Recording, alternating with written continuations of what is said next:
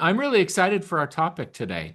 Those of you who have been participating with the Mind for All Seasons for a long time, whether you're a professional working in our person-centered review program or you're an individual that's really working to optimize your health, you know that when we work with someone at the deepest possible level with the enhanced protocol, we do a cognitive test and then we get blood work done. And then Randy writes a roadmap report. And we called it a roadmap report years ago because it's a report that tells you how to go from where you are to a better place. People need a pathway, but it's actually a little bit different than a regular roadmap.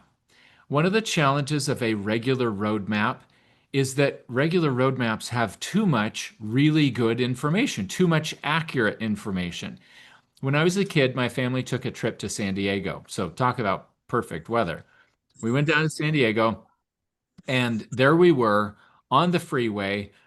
My mother had a huge road map opened, and she was frantically studying it, trying to figure out where we needed to go so that we could eventually make our way to Anaheim and go to Disneyland. And my dad was driving along in all this terrible rush hour traffic, feeling a little bit overwhelmed because he wasn't used to quite so much traffic or so many lanes of traffic to have to cross over. And as my mom was calling out instructions, very often we were passing the off ramp that she was saying, "Oh, you need to take this." And my dad couldn't get over there fast enough. And the thing that was causing the problem was there was too much good information, too much to sort through. In the world these days, especially when it comes to health, there is a lot of signal and there's also a lot of noise. And one of the challenges that people run into is learning how to separate signal from noise. And furthermore, to do that in an individualized way, that's challenging. So, what is signal? What is noise for you?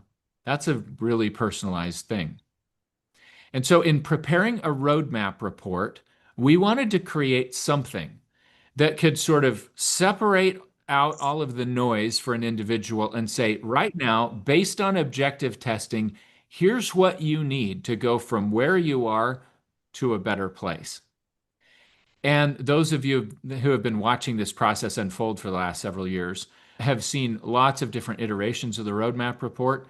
Those of you who have recently joined, as we go into the future, you're going to see other iterations because we're constantly looking for ways to make things better, to make it more user-friendly, to make it clearer for people to understand what they need to do, and to strike a balance between giving enough information that someone knows why an intervention might be important, but not so much that they're completely overwhelmed.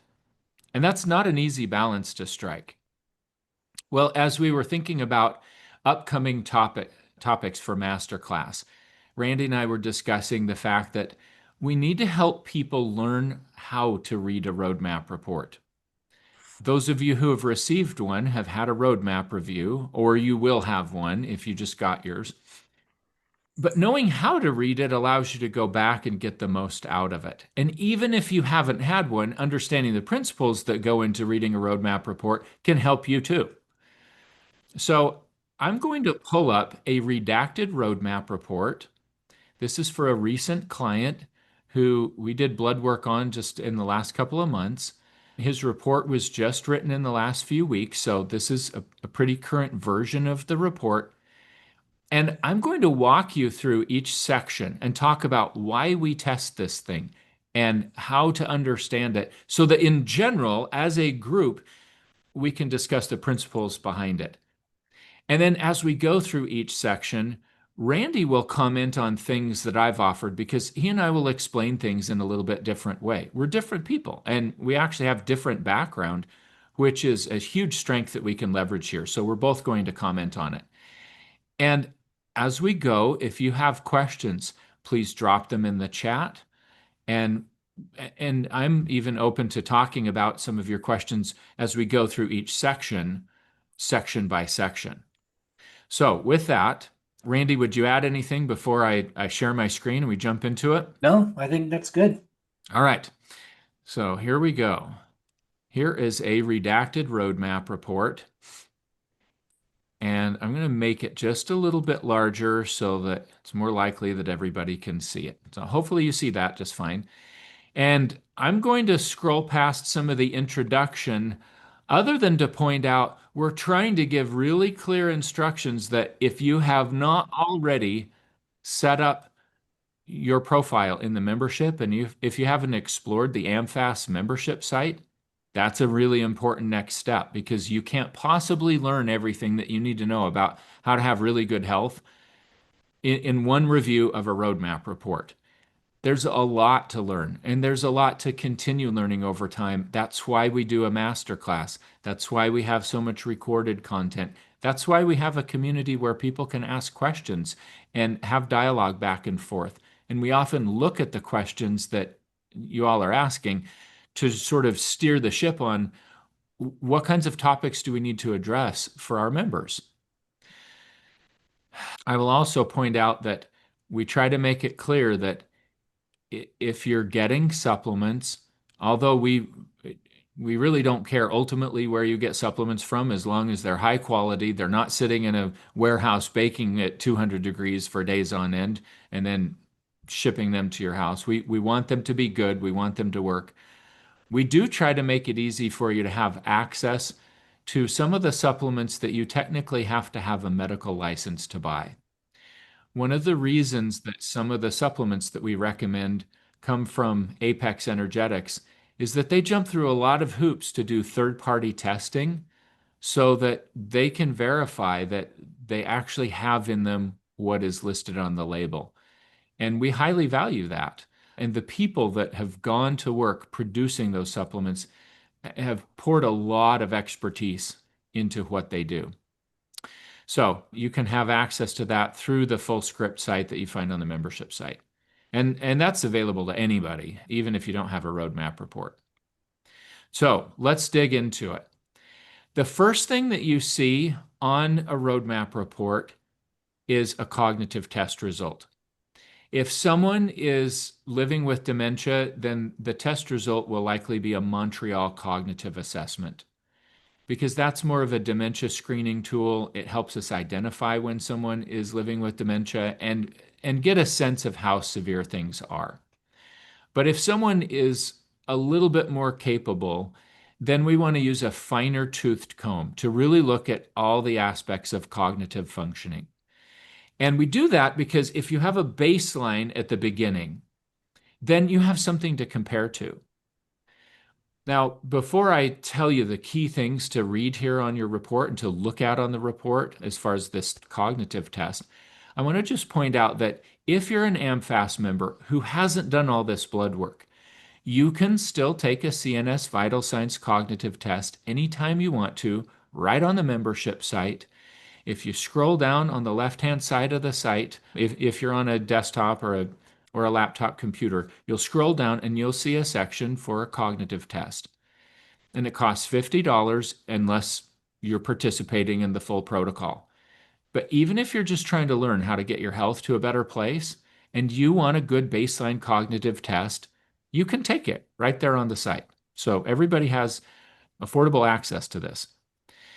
So when we get test results, they look like this, or at least the main report looks this way. And I'm going to point out the few things that I think are most helpful for anybody to understand in reading this. First of all is to look at the percentile ranges across the top. And I call this out because most of us grew up in an educational environment where 90 to 100 was an A and 80 to 90 was a B and so forth. But that is not how this test works. There's huge variability in how humans function cognitively.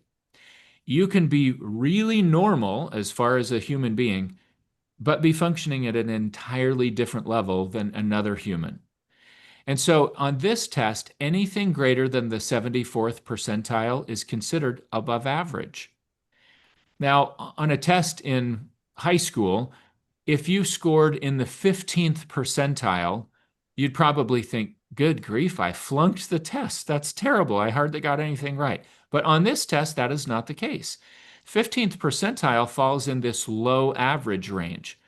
So think of that kind of like getting a C minus on a test. A C is an average score. Everyone knows there's a difference between a C and an A on a test, and we want you to get as many A's as possible in life and on all these tests.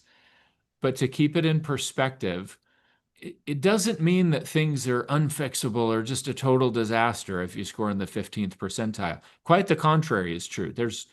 That's just a baseline to start with. Okay, the next thing to be aware of is this column where you see VI, and that stands for validity indicator. This is a test that was developed by Stanford researchers 20 years ago, and it's been administered over 20 million times, so there are a lot of data points to compare to. And one of the things that the researchers who built and continue to refine this test include in it are a lot of internal checks that ask you similar questions in slightly different ways or at different times. And the testing software itself is paying attention to whether you're answering consistently or whether there's evidence that you might be just flat out guessing or trying to game the system in some way. And where there's evidence of that, it will trip one of these validity indicators. So instead of saying yes, it would say no. So on this test, the individual who took this had no trouble answering consistently. There was no reason based on those internal measures that the testing software thought that these were not legitimate scores. Now, sometimes the validity indicator will be tripped no, and that's just an indication that a person has severe enough cognitive problems that they can't remember the instructions. And so getting all of these a yes, that's actually part of the test. When we see a bunch of no's, we tend to look at that and say, oh, they struggled to understand and to retain the instructions and to respond appropriately. Maybe they were too impulsive, or maybe they didn't remember the instruction. The other thing that I'd point out is to look at this percentile range. Don't pay as much attention to the patient score and the standard score. If you really want to nerd out over it, we can send you instructions as to exactly how all that's calculated and everything. But I think the most helpful column, as far as understanding how you compare to other people your age and gender, is this percentile column. So this individual overall, if you look at the neurocognition index, that's kind of an amalgamation of all these scores, he scored in the 37th percentile. Well, that's an average score, and it's kind of in the middle of that average range. It's not a bad score. Certainly, there's a lot of ground that this person could gain. And if you look at the different percentile scores, you see some real variability. You see that as far as verbal memory and visual memory, they're pretty similar, 40th and 47th percentile. And so overall, that it's not an average of those two, but by the time the software weights everything with the algorithm that it uses, the composite memory score, sort of the overall functioning for this guy's memory, was in the 42nd percentile. Now, there are some areas for this individual where things aren't going quite as well. And there are some things where he's above average. He's got a high psychomotor speed. And his motor speed, that's the finger tapping test where you're tapping the space bar as fast as you can, kind of measures how fast neurons are firing and the signals translating into physical movement. He's in the 91st percentile. Those are really good, above average scores. But then when it comes to things like cognitive flexibility and reaction time, or when it comes to simple attention, those scores are not doing as well. They're not keeping up. Look at this executive function score, 14th percentile. Now, I happen to know whose test this is, and I know this is an individual that has a real history of concussive injuries, and a lot of those injuries are affecting the frontal part of the brain. It's interesting that many of these scores that are lower and not keeping up with the rest of the brain are frontal lobe kinds of functions. So we have an inflammatory response going on in the frontal lobe, and this person lives with kind of a constant feeling of disconnection, a sense that, hey, some parts of my brain want to go at 100 miles an hour, and some parts of my brain can't get above 35. It's not that I can't live my life and do my work and function, but there feels like there's a real disconnect. And that's very descriptive of how this person is experiencing day-to-day life, working in his job, doing all the things that he does. So let me pause there and see, Randy, if there's anything that you would add to how an individual can learn to interpret test results for CNS vital signs for themselves. I just want to offer encouragement to our group that I have counseled with hundreds, perhaps thousands of individuals in your age group. These seniors, I've been practicing medicine for 20 years, and this test has been a part of my rhythm for 10. And the reason it's important is that seniors will sometimes say, or let's just say a 50-year-old will say, gosh, my memory is I forget things. I wonder if my memory's okay. Is this normal or is it not normal? You have to test this. You have to know where you fall in that range. And the other thing I'll mention is Eric talked about the finger tap test and executive function and processing speeds. Seniors, for the most part, are focused on their memory. Well, what if my memory isn't that good? If my memory's okay, my brain must be okay. If my memory's not okay, my brain is not okay. But your brain does so many things. Your brain is your hearing. Your brain constitutes your vision. Your brain is how you have a good mood in the morning, or you feel good, or you have energy throughout the day. Your brain is what allows you to do math or find language skills. Your brain is what drives sensory issues like neuropathy or feeling throughout your body. And so I love this test because it's not just a memory test. We're testing multiple domains and we're seeing how you compare to other people in your age group. So from an interpretation standpoint, Eric has done a really good job of getting into the nuance of this test. And to make it simple for you, you can just say, hey, am I scoring average or below average or very low compared to other people in my age group? And that tells us, hey, there's work that needs to be done, and the balance of the roadmap that's coming is going to address these issues. How do we lower the risks of these that are flagging as low? Thanks, Randy. A couple other key principles related to the discussion here. Keep in mind that this test is a snapshot in time. So you could have all of your scores registering the above average or average column, which is good. But that doesn't mean that that is consistent with how you functioned 5 years ago or 10 years ago. So sometimes we see people who feel like things are slipping and their scores when we tested at baseline really look pretty good. Everything's in the green zone, but they have a sense that things aren't going well. And we take that seriously because someone may have had all their scores in the above average column 5 years ago, and now the majority are in the average column. It doesn't mean that that's your normal, it's just a baseline to compare to. So be aware of that also. I think the last comment I'll make in this section, then we'll move on, is the fact that objective testing is really important. You're always limited by the degree that you measure. And your day to day observation is one measure. But we see a lot of people who feel like they're doing well in their day to day work.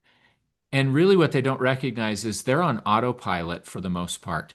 Once you've done a job for a while, you're relying on routine. But when you're up against the wall and you're actually pushed to test something, that's when you find out if there's a problem or if there's not a problem. And we've seen lots of professionals who think that they're doing really well, and they're kind of shocked when they take this test and they find out maybe I'm not doing as well as I thought I was doing. I think that's an important thing to keep in mind. I would add to that that it's modifiable. We also live in an environment where people say, I have age-related cognitive impairment or age-related memory loss, and they're assuming it's fixed, that there's nothing that can be done about it, that you've lost it and it's forever gone. And we have seen a number of people who have had significant cognitive problems or memory problems. And as they employ the right strategies to correct that, all of these values improve. Okay, so it's like doing physical rehab. You have your hip replaced, your hip may never be the same. You're not going to have a new hip. You get it replaced, but you can gain back your functionality and you can perform at a high level. Same thing happens with brain health. When it comes to how you make those improvements, there are two broad areas to focus on. One is lifestyle, and the other is biomarkers. Now, I'm not going to spend much time talking about lifestyle because we have an entire course on that. That's the Healthy Foundations course. And regardless of whether you have a roadmap report or not, everybody who's a member of A Mind for All Seasons or the Person-Centered Review Program for professionals has access to the Healthy Foundations program. So if you want to know about the lifestyle factors that for the most part you can't medicate or supplement your way out of, I invite you to really watch that course. That's an important piece of the puzzle. So let's focus on the biomarkers. These are things that are measurable in a blood test, or sometimes maybe a urine test, or even a hair sample or something like that. But mostly these are blood tests.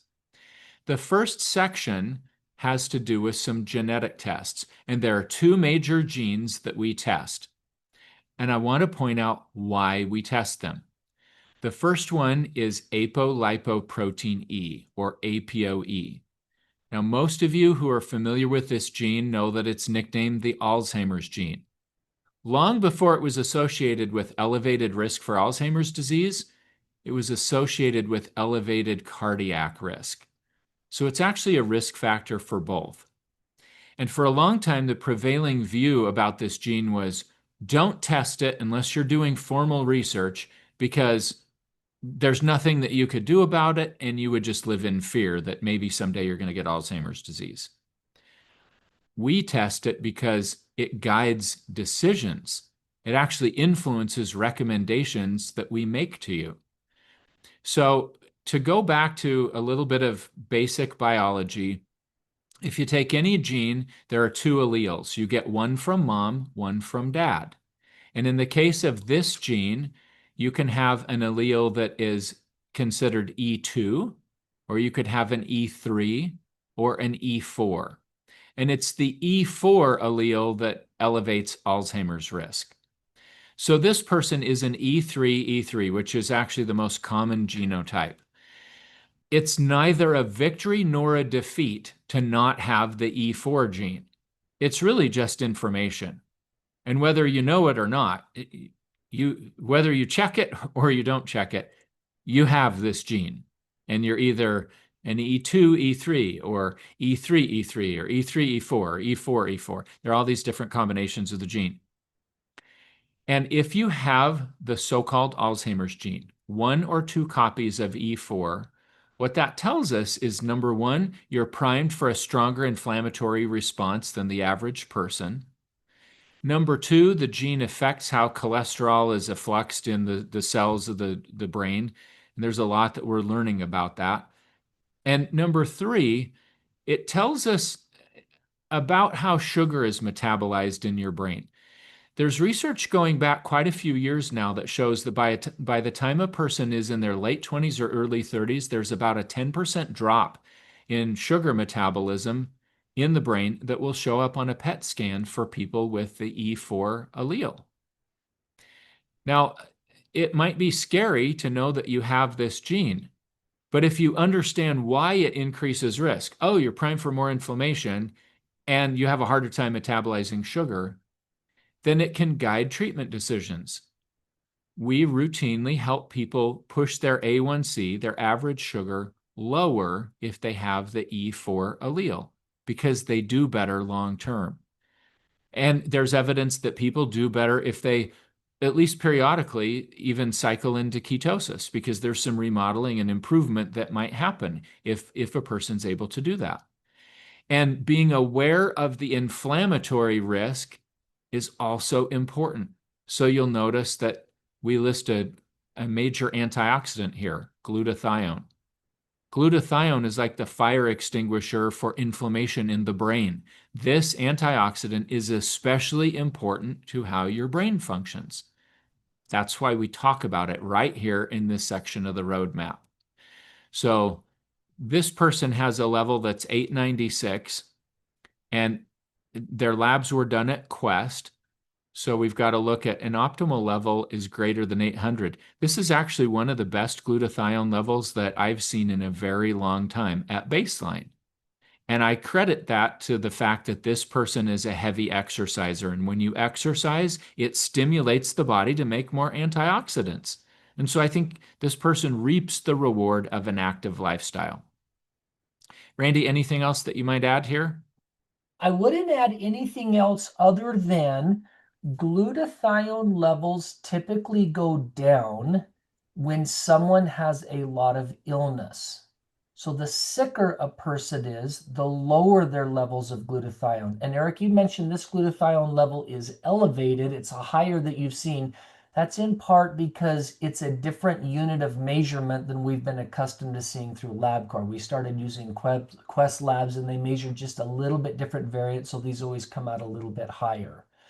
But when you're thinking of glutathione, you should ask yourself these questions.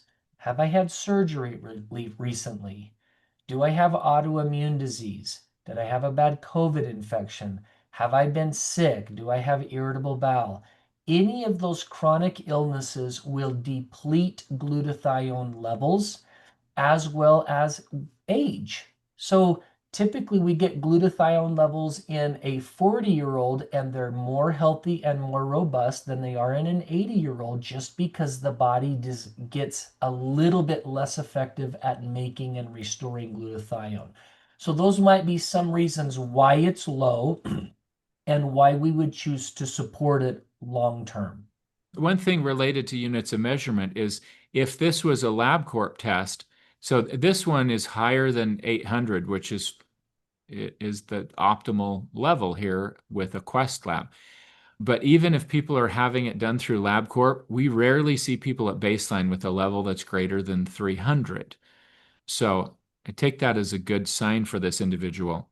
One other condition where you tend to see depleted glutathione levels where it makes a big difference is in Parkinson's disease.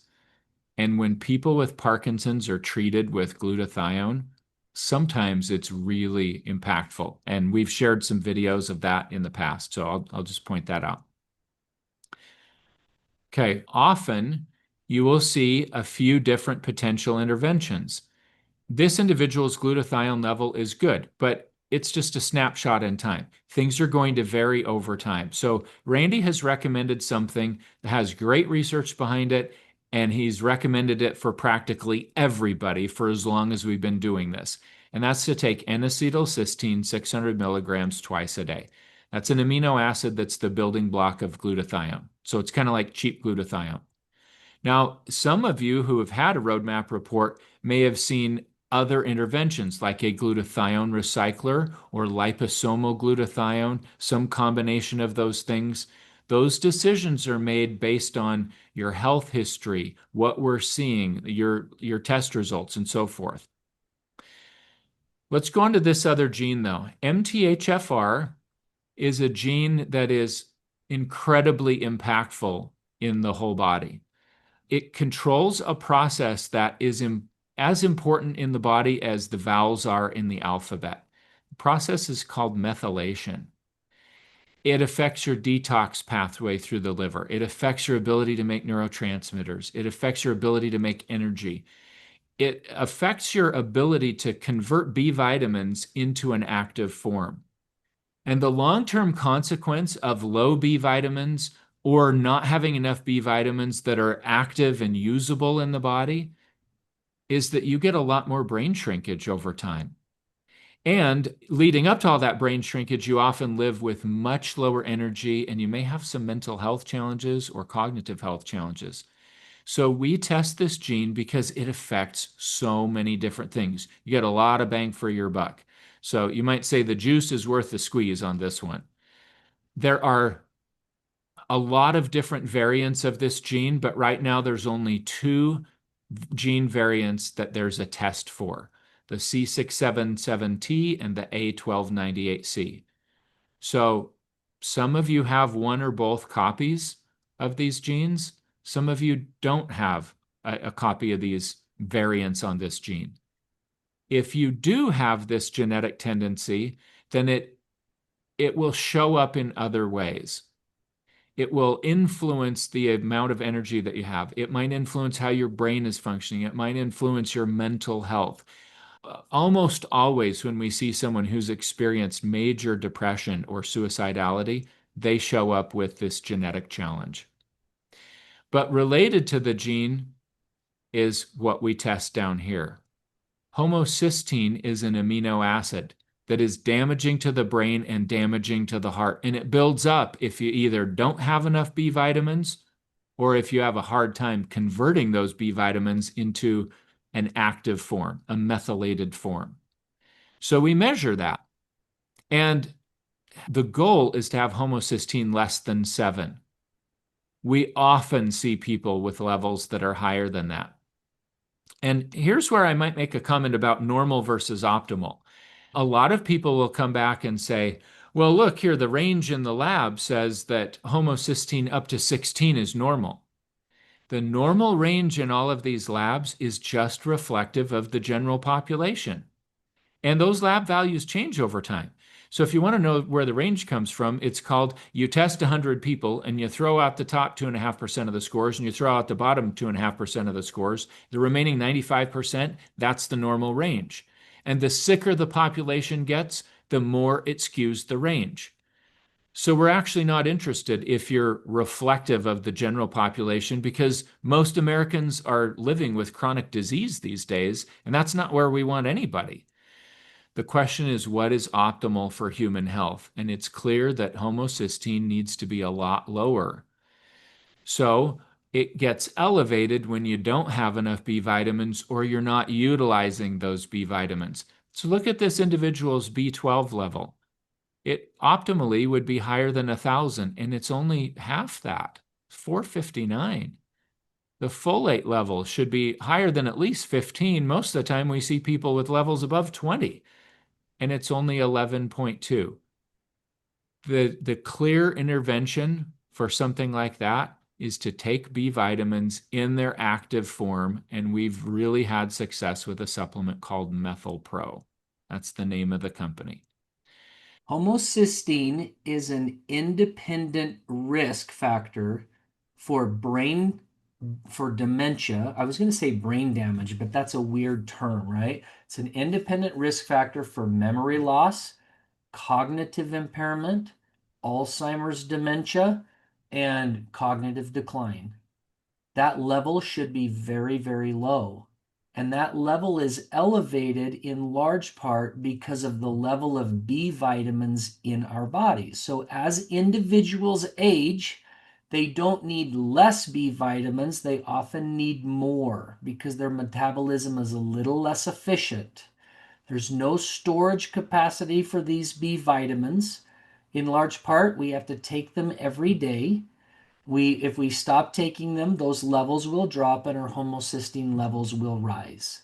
And as Eric mentioned, we use MethylPro. Since we have worked together, Eric and I have worked together, we have shifted this supplement about 5 times. And why do we shift it? We're trying to figure out what's the cheapest priced, what's the best tolerated, and what nutrient raises the level sufficiently and lowers homocysteine sufficiently based on repeat testing. So we get paid by none of the supplement companies to make these recommendations. We're not paid influencers, although I regret that. I wish some of them would say, Randy, we want you to be our spokesperson. I can say with confidence that I don't take any resources from these companies, and in return, we have freedom to say this is where we would use this is our best product. So that's where that recommendation comes from. To put it in context, there was a study published in the Journal of the American Medical Association almost 2 years ago that said that if your homocysteine level is 16 or higher, independent of every other factor, that one thing will double your Alzheimer's risk throughout your life. That's how impactful this is. And sometimes people say, okay, well, if I get this in check, what can I expect to see?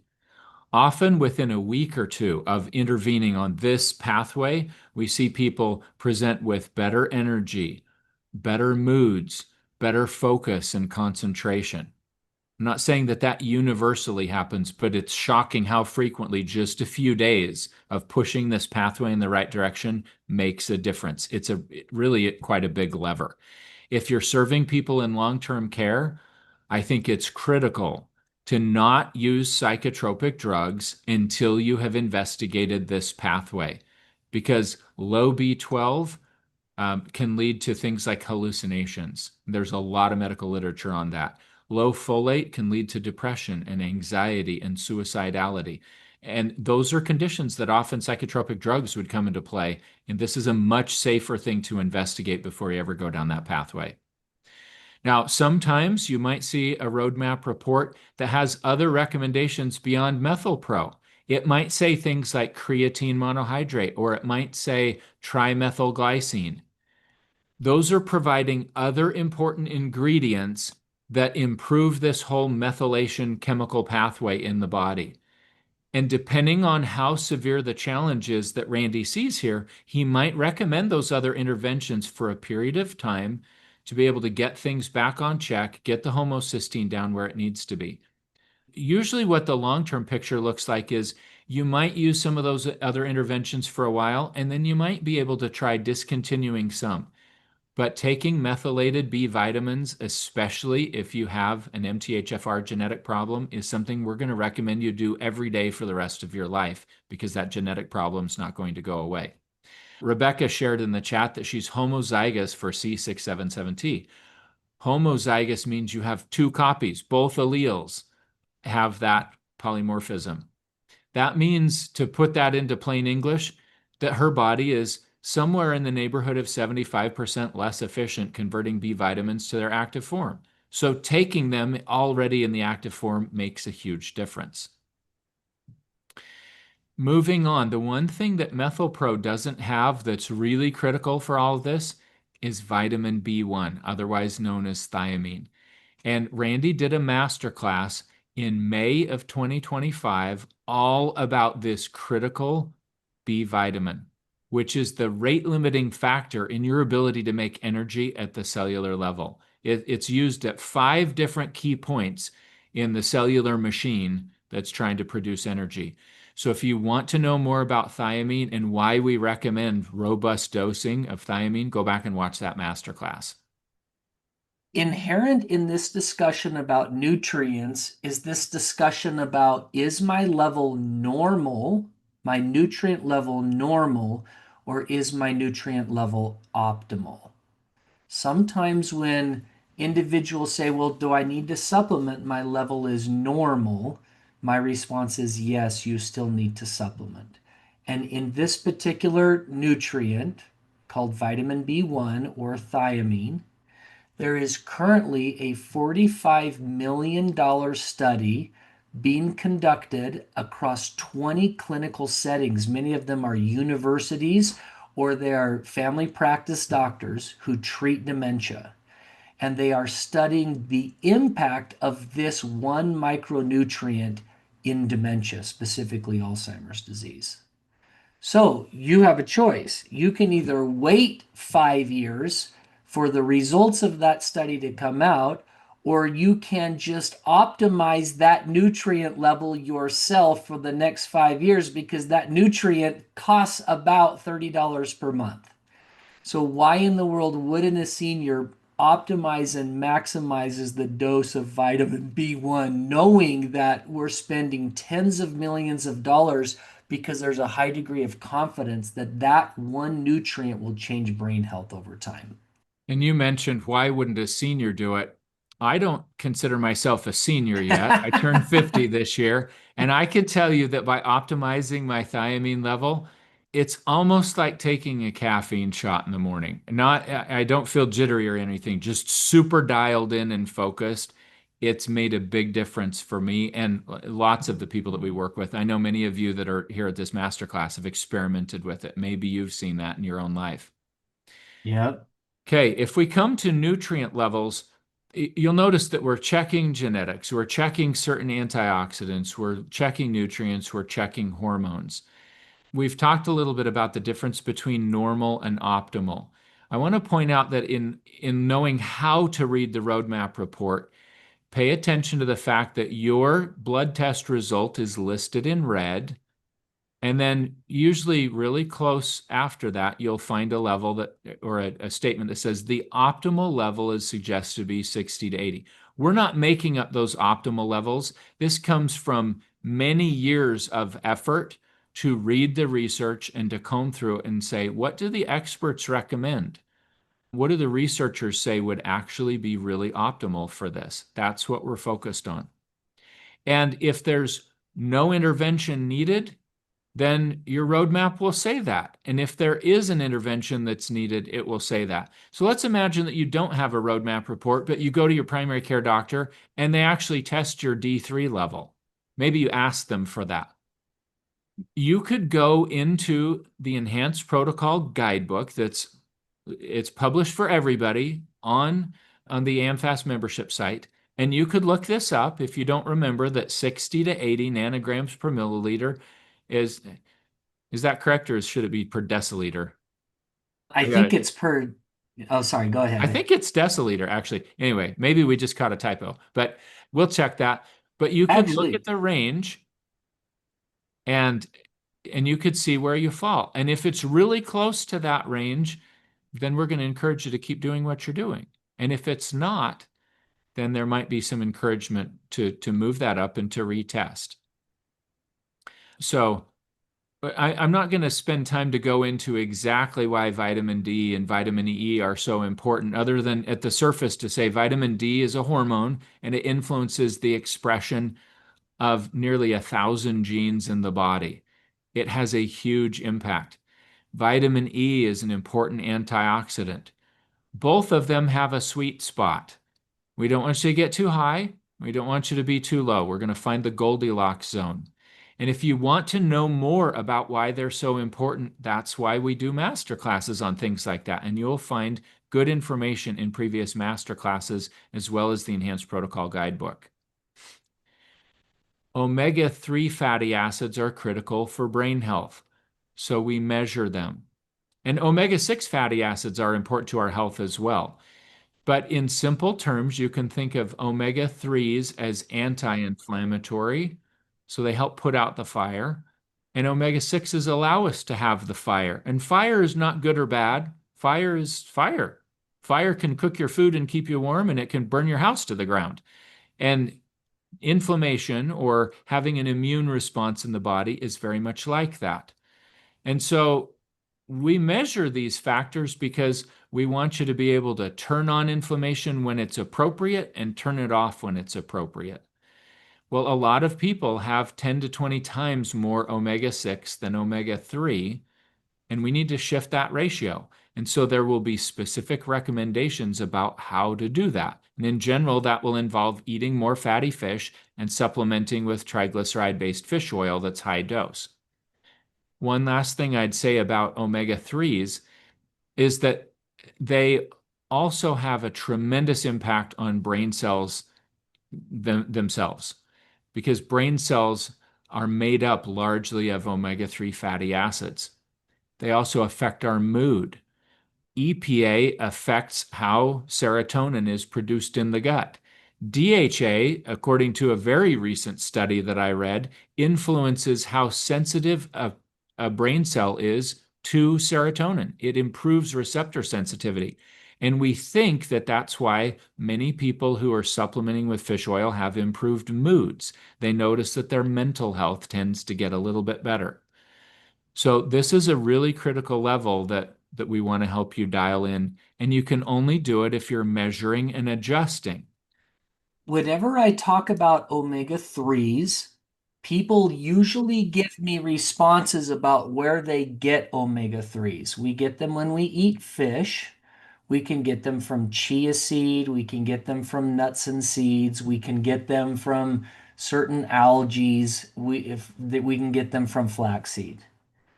For all intents and purposes, the only place you're going to get a reasonable amount is fish or fish oil. You just can't raise those levels in the great American diet eating chia seeds. You just aren't going to get what you need to get because the diet is so rich in omega 6s. So this is one area of complexity for many patients because when you take an omega supplement, it's usually the largest capsule on the market. No one wants to swallow this large omega supplement.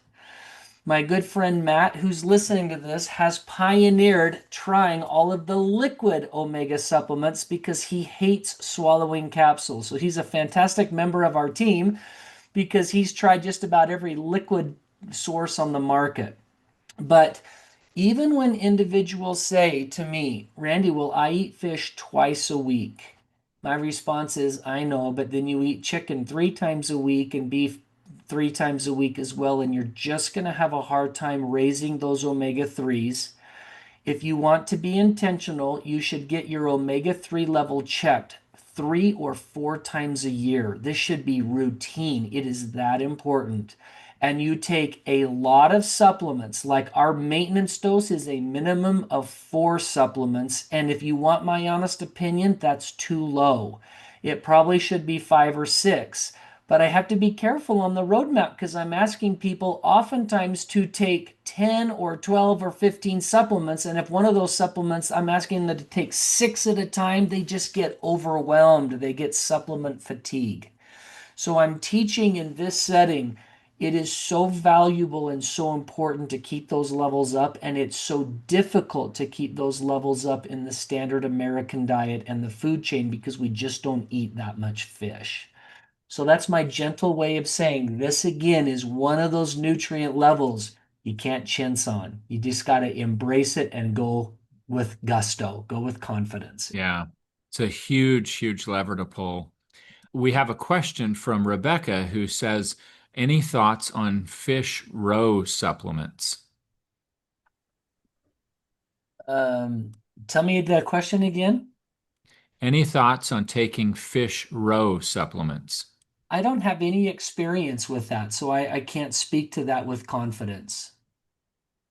One thing that I would say in answer to that, Rebecca, is that overall, the approach that we're taking here is to measure something, to learn what the best research says about it, as far as, hey, what would be optimal for this thing, and then apply what we're learning, and then remeasure and make adjustments. And if you tried a fish roe supplement and you ended up with a perfect omega-6/3 ratio based on what you were taking, then I bet that Randy would high five you and say, hey, that's really working for you. But it often doesn't turn out to be the case. And there's plenty of information in our past master classes about different types of fish oil and how to read a label on a fish oil bottle because they're not all created equal. There are literally a lot of fish oils on the market where you would have to consume the entire bottle to get as much as you would get in 2 or 3 capsules of the right high dose triglyceride-based fish oil. So this is something to dig a little bit deeper into, but great question. I would also add to that Eric, your response is the right response. You should know what your level is, eat fish roe, and then check your level and see if you're making a difference. Most of the fish oil in fish is actually in the skin. It's around the skin. And most of you, when you eat fish, you peel that skin off. You don't want to eat that, right? And so there's a handful of other people that will go to the store and they'll buy certain amount of fish. I don't want to leave a name or a label on here, but there's a special type of fish oil that's marketed as the red fish oil, right? You can get omega red of some sort. When you look at the label, the actual amount of fish oil in the label for those mega red supplements is like 50 milligrams. And we're asking Mm. people to take 5,000 milligrams per dose. So I'm always really careful about marketing and I'm kind of that weirdo that goes to Costco and all the supplement folks are out there sharing their supplements and they give me their statement and I just start asking questions and it never ends very well, right? Because I'm like, look, these are marketing experts, but they just don't practice medicine. So I have a tendency to think you just got to measure and take high dose to drive those levels.